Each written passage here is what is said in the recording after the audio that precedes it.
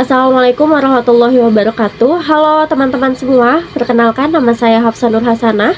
Saya dari kelas 03 PI EE 001 Universitas Pamulang.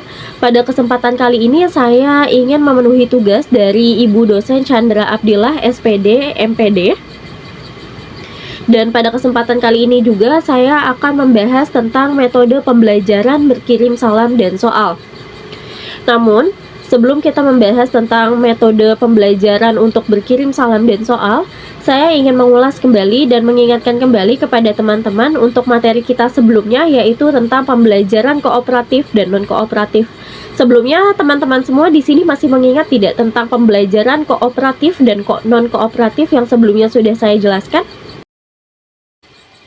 Baik, kalau misalkan memang di sini teman-teman sebelumnya ada yang mungkin tidak hadir ketika dijelaskan terkait dengan pembelajaran kooperatif ini, atau bahkan mungkin ada beberapa teman-teman yang lupa tentang pembelajaran kooperatif dan non-kooperatif ini, saya akan bantu jelaskan kembali tentang apa sih pembelajaran kooperatif itu.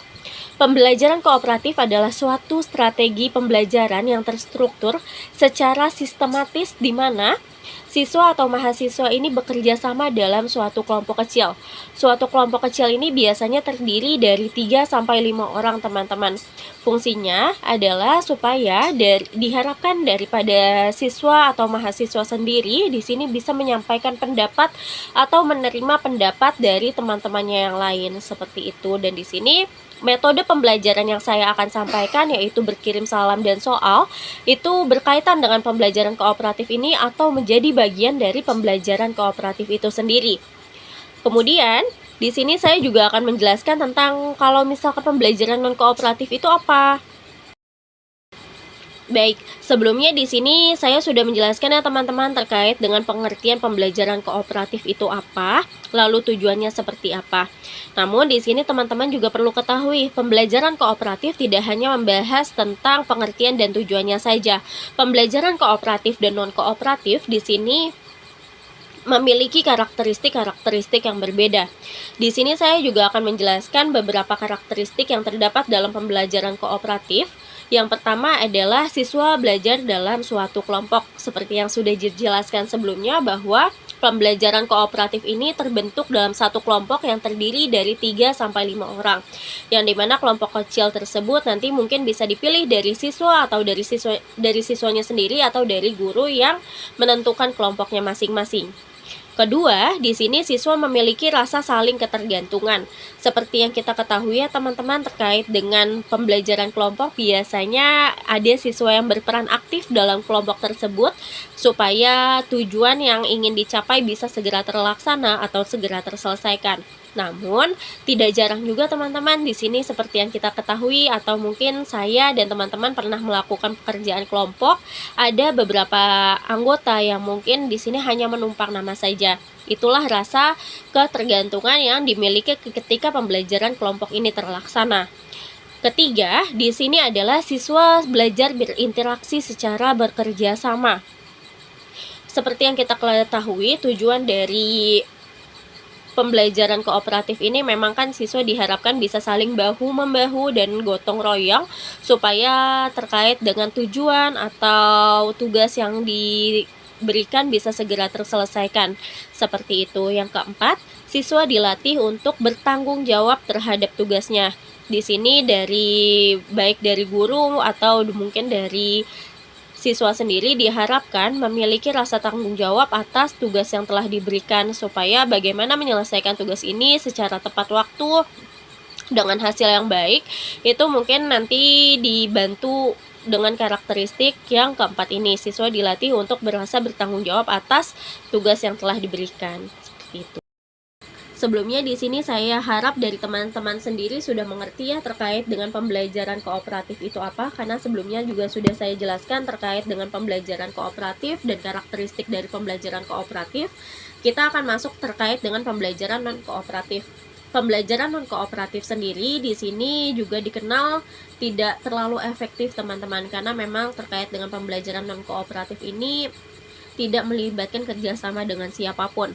Karakteristik dari pembelajaran non-kooperatif sendiri di sini hanya ada satu pemimpin.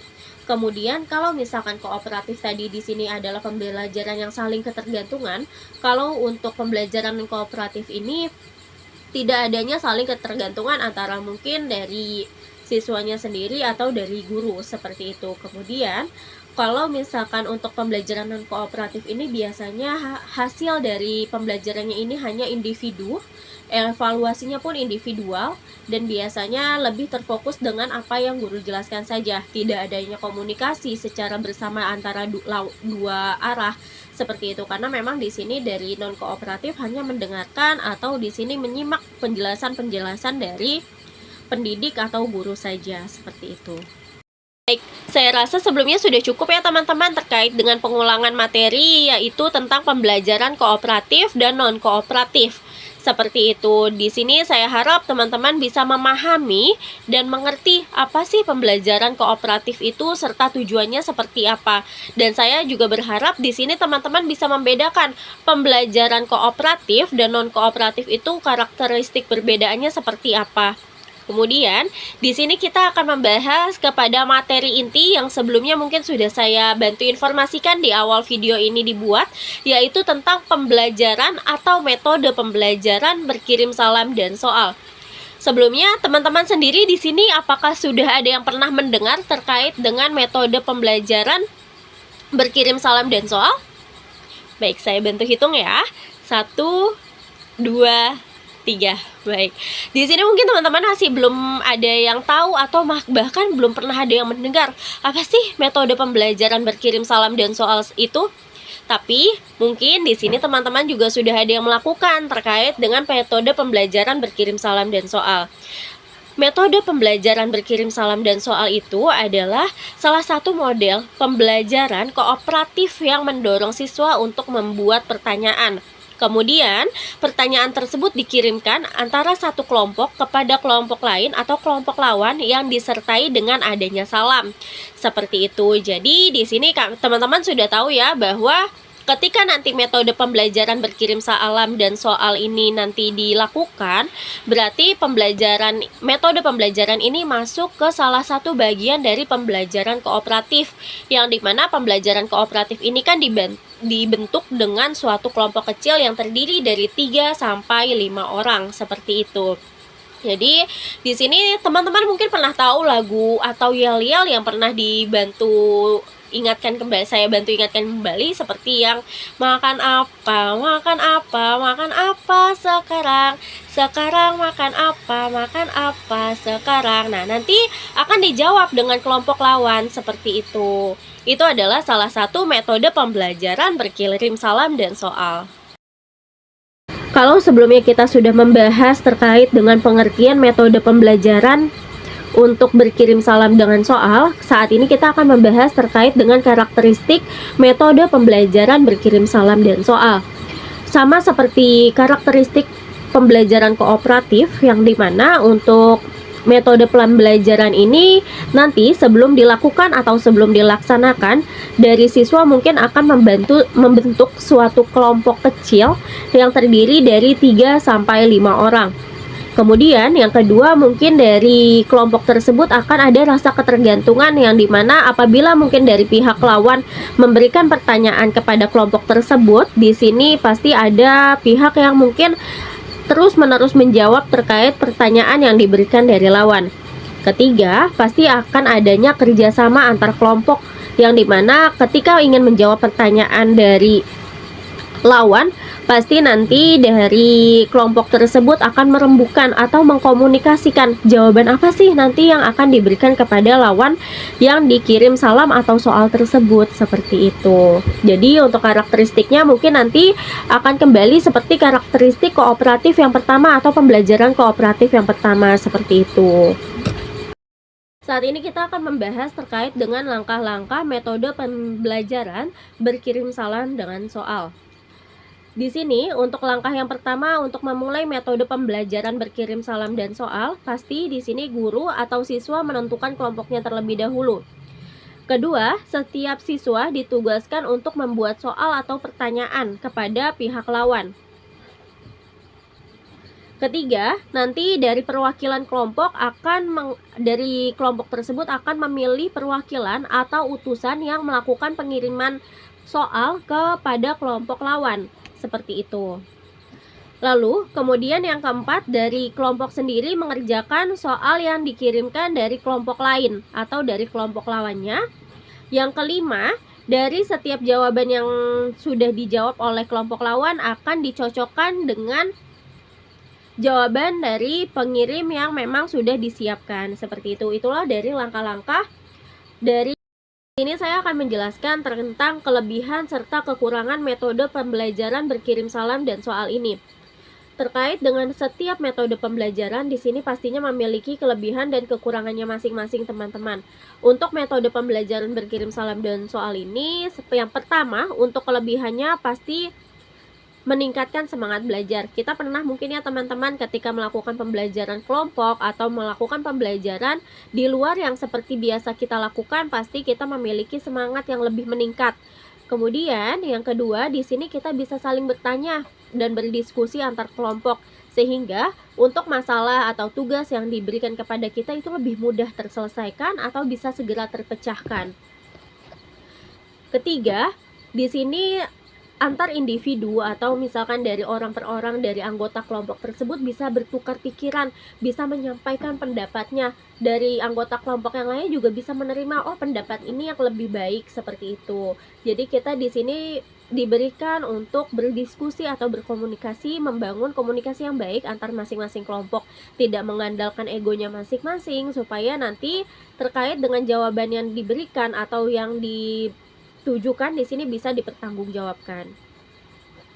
Selain itu, terkait dengan metode pembelajaran berkirim salam dan soal ini, kita bisa membangun jiwa sosialisasi kita, atau di sini bisa lebih membaur dengan kelompok-kelompok yang lain atau anggota-anggota yang lain yang biasanya kita mungkin tidak cukup akrab atau tidak saling berkomunikasi. Dengan adanya metode pembelajaran berkirim salam dan soal ini, kita bisa lebih akrab dan lebih dekat dengan antar masing-masing dari kita, seperti itu. Kemudian di sini saya juga akan menjelaskan terkait dengan kelemahan metode pembelajaran berkirim salam dan soal ini. Baik, terkait dengan kekurangan untuk pembelajaran atau metode pembelajaran berkirim salam dan soal ini, ada kekurangannya juga, namun mungkin ini lebih sedikit, seperti itu. Kalau misalkan terkait dengan kekurangannya, yang pertama, pembagian kerja awal itu sulit. Seperti siapa ya nanti yang menjadi utusan, atau kalau misalkan tadi kan diinformasikan ya ketika di langkah-langkahnya bahwa ketika pembelajaran tersebut dilakukan akan ada utusan yang mengirimkan soal kepada kelompok lawan. Itu biasanya nanti akan sulit untuk menentukan utusannya siapa, ketua kelompoknya siapa, lalu nanti masing-masing job desk-nya akan mungkin lebih dibutuhkan dan di sini sulit untuk ditentukan, seperti itu. Lalu kedua, pengerjaannya memang kadang kurang fokus karena kan cukup banyak ya terkait dengan metode pembelajaran berkirim salam dan soal ini, karena lebih dari 1 atau 2 orang, sehingga kadang kalau misalkan dalam suatu kelompok itu kan biasanya ada yang suka mengobrol sendiri, asyik sendiri, seperti itu, sehingga mungkin di sini dari masing-masing anggota ada yang kurang fokus untuk mengerjakan. Terima kasih teman-teman yang sudah menonton video saya. Besar harapan saya video ini bisa bermanfaat bagi teman-teman, supaya di sini teman-teman bisa memahami terkait dengan metode pembelajaran yang selama ini teman-teman lakukan. Kemudian saya mohon maaf jika memang terdapat beberapa kesalahan tentang penjelasan saya mengenai metode pembelajaran ini. Mohon dikoreksi jika memang terdapat kesalahan. Teman-teman bisa koreksi di kolom komentar di bawah mungkin. Semoga kita bisa ketemu lagi di video-video selanjutnya yang mungkin bisa mengedukasi teman-teman terkait dengan metode pembelajaran yang lainnya. Terima kasih teman-teman telah menyaksikan video saya. Wabillahi taufik wal hidayah. Wassalamualaikum warahmatullahi wabarakatuh. Selamat malam.